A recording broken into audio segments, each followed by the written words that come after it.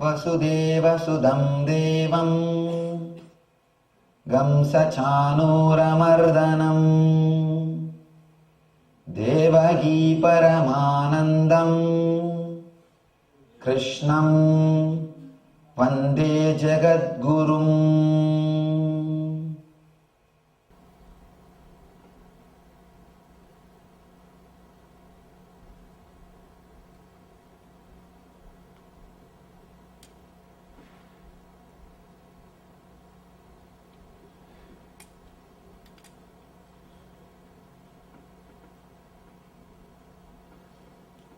Welcome you all with my love and respects.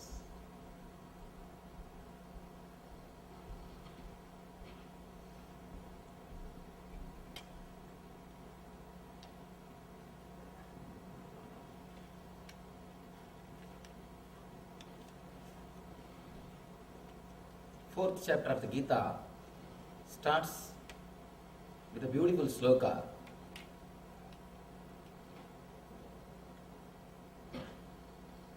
Imam vivasvate yogam proktavanahamavyayam vivasvan manave praham manurikshvagamapravit. Imam vivasvate yogam proktavanahamavyayam vivasvavan manave praham manurikshvagavipravit.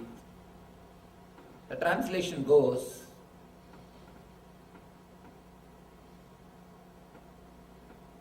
Lord Sri Krishna says, I instructed this imperishable science of yoga to the sun god Vivasvan, and Vivasvan instructed it to Manu, the father of mankind, and Manu in turn instructed it to Ishvaku.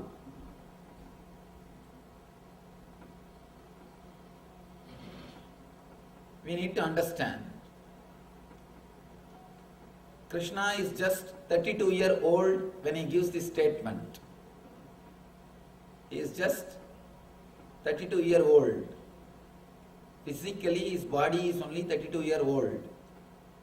But he says, I gave this knowledge to Surya, to sun god. Of course, very difficult to understand. With logic, you cannot understand this statement. With ordinary logic, which you are using in your daily life, you cannot make any meaning out of this statement. And he goes on.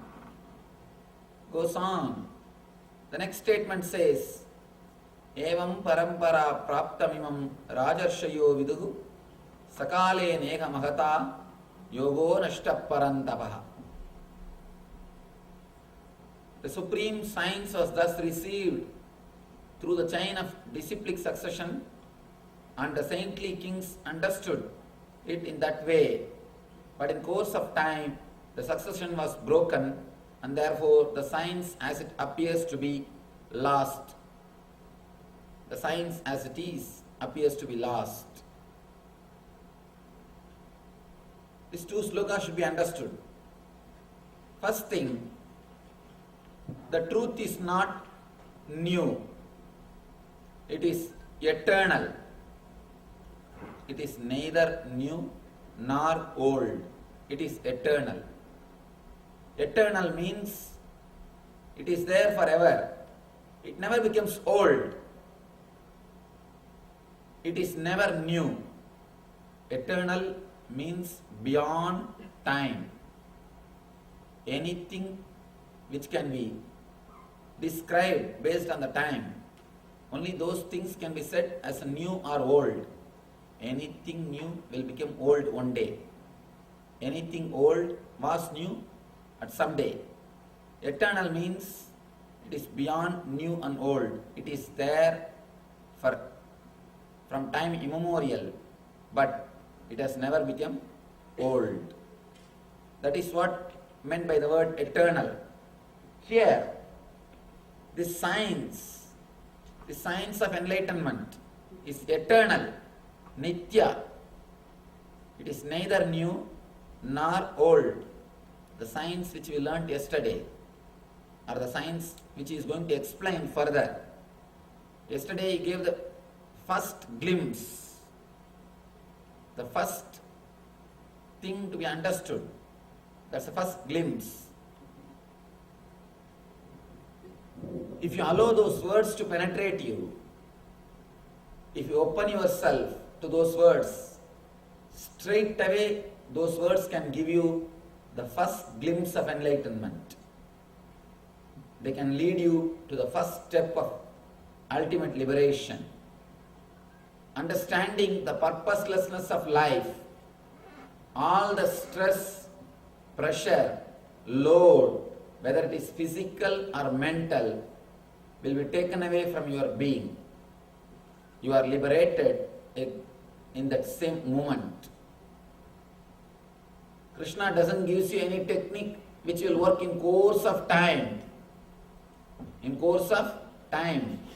There are techniques which works in course of time. You will continue to practice. Maybe your son or your grandson will have the result. No. He says, now here or nowhere. Whether you have the result now here or nowhere. All his techniques straight away gives you the experience. If you can allow that one idea of purposelessness, the beauty of purposelessness into your consciousness, in that very moment, the breeze of enlightenment will happen to your heart. That very moment, the healing of your being will start. Healing of Bhavaroga, healing of the Samsara Roga, the birth and death disease will start its process. He says, 5,000 years ago, I gave this science to Surya, to the sun god, and the sun god instructed to Vivaswan, and sun god instructed to Manu. Sun god is Vivaswan. He instructed to Manu. Manu instructed the same thing to Ishwagu. He gives the disciplic succession. He gives that parampara, that Guru Sishya parampara. In course of time, yogo nashta parantava. This science is lost. You should understand why this science is lost. When a disciple who listens, if he is not sincere, if he is not completely ready, naturally the technique becomes ritual. Understand, there is only one difference between technique and ritual. When it is done sincerely, even ordinary ritual will become a great meditation technique which leads you to enlightenment. When it is done without sincerity, as a routine, without understanding, as a routine, even a meditation technique will become a ritual.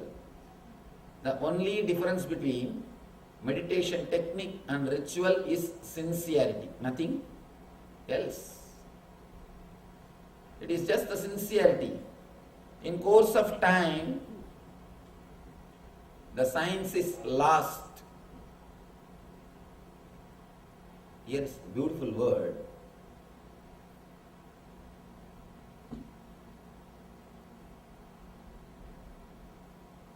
The supreme science was taught, the supreme science was delivered.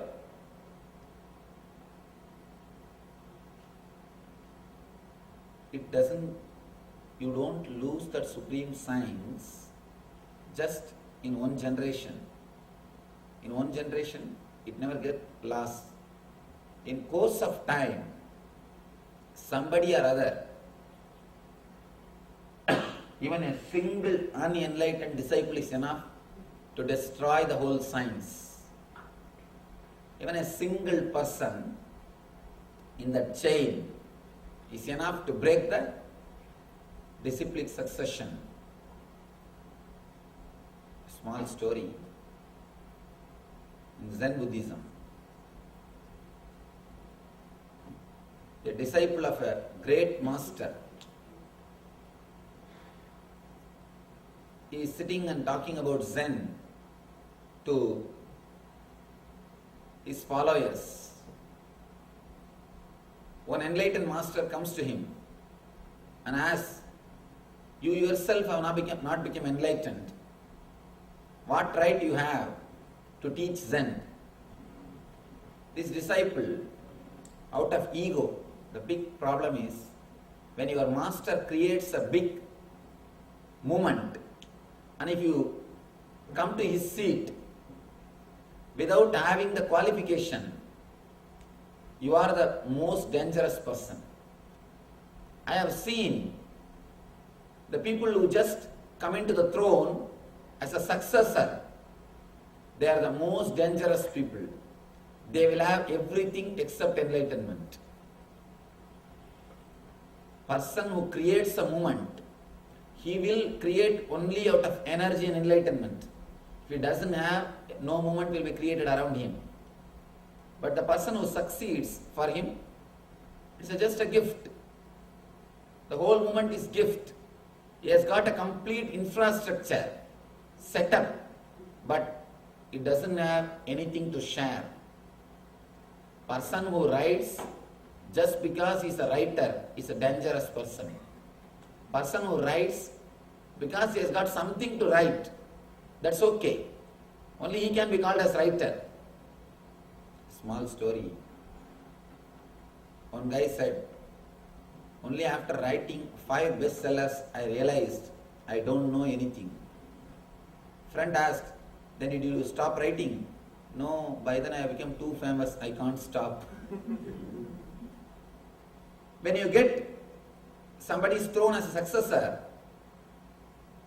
they will be filled with ego. They have everything except enlightenment.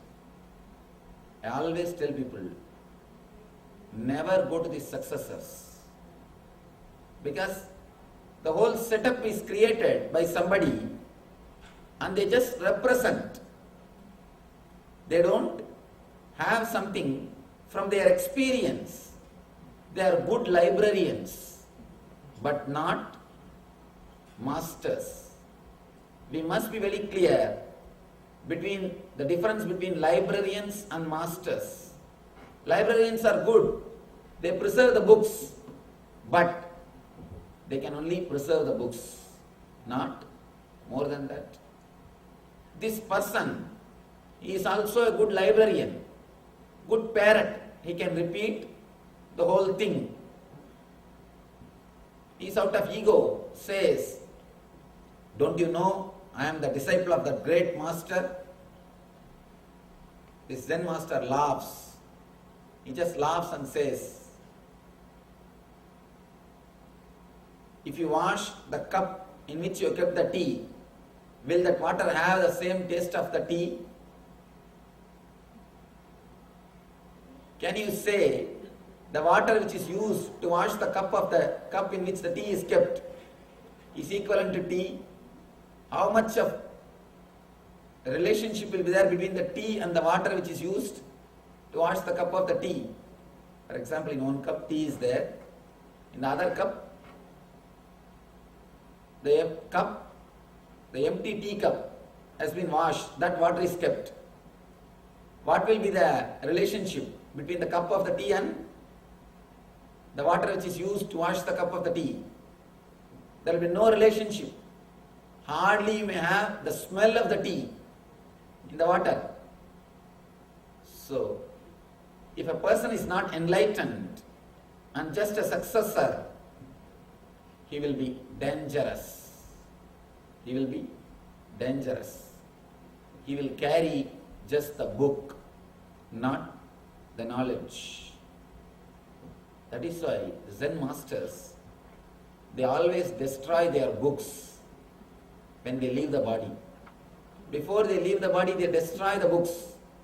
They say if you have got the Zen in your life, if you have achieved the enlightenment, let you teach, otherwise keep quiet. At least you will not disturb the society. At least you will not create more trouble in the society. When you do something, if you are a successor without experience, you are the most dangerous person. A small story. In South India, there was a big mutt, or a traditional monastery, where every day the worship of Shiva is conducted. That master had a pet cat. He used to love animals, so he had a cat with him. The cat is so near to him, it will come and disturb when he does puja. When he does puja, it will come and jump on him, it will run around him.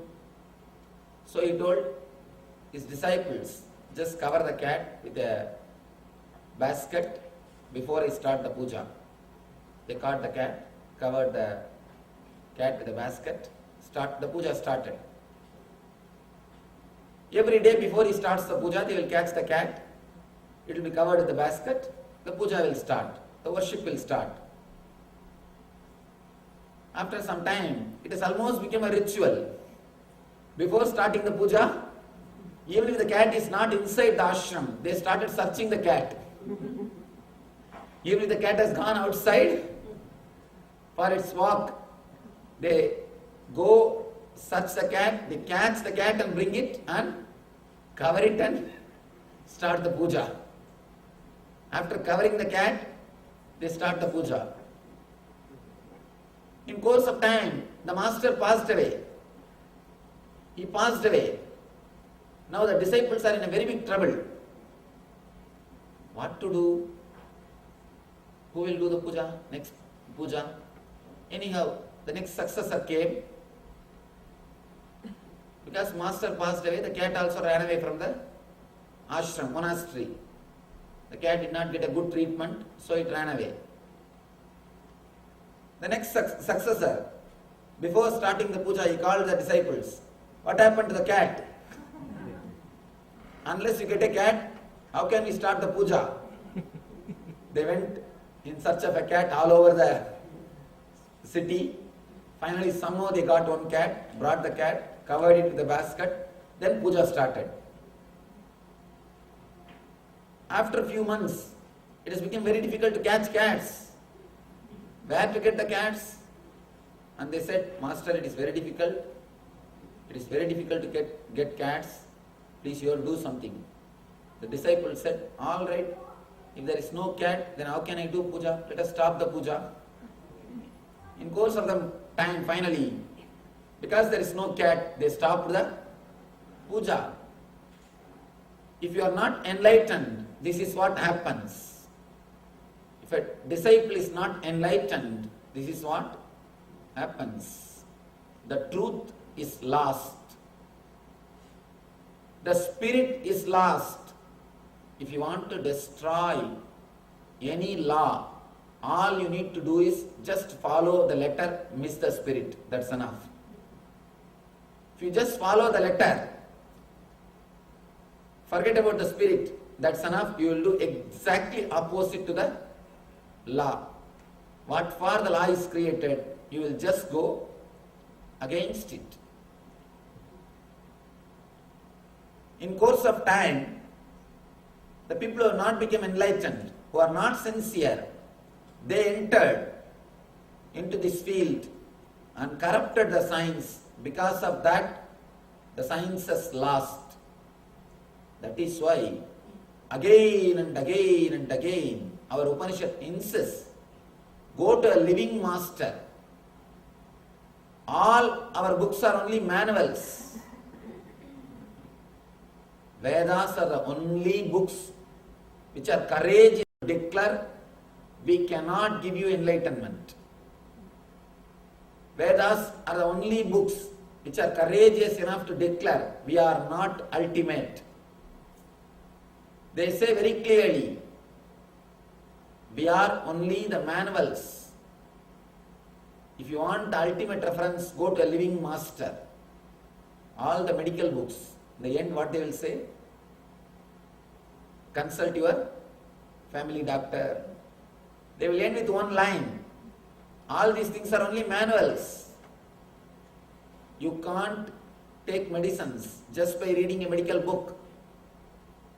You can't take medicines from a person who is not a doctor.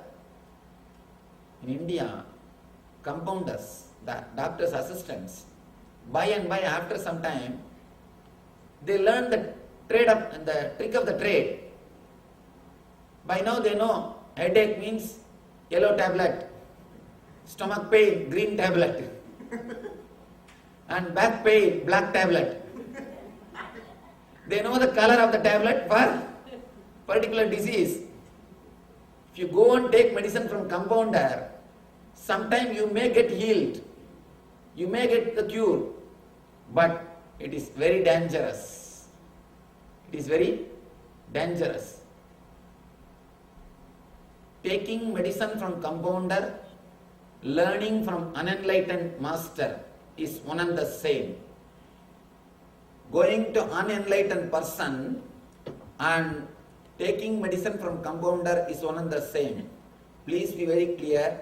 Compounder at the most, he may destroy your one body, your one life, but unenlightened master will destroy your lives after lives. He can destroy, misguide you. He can create trouble for lives after lives. Because even a single point, if it is lost, if you have missed, the whole thing is lost.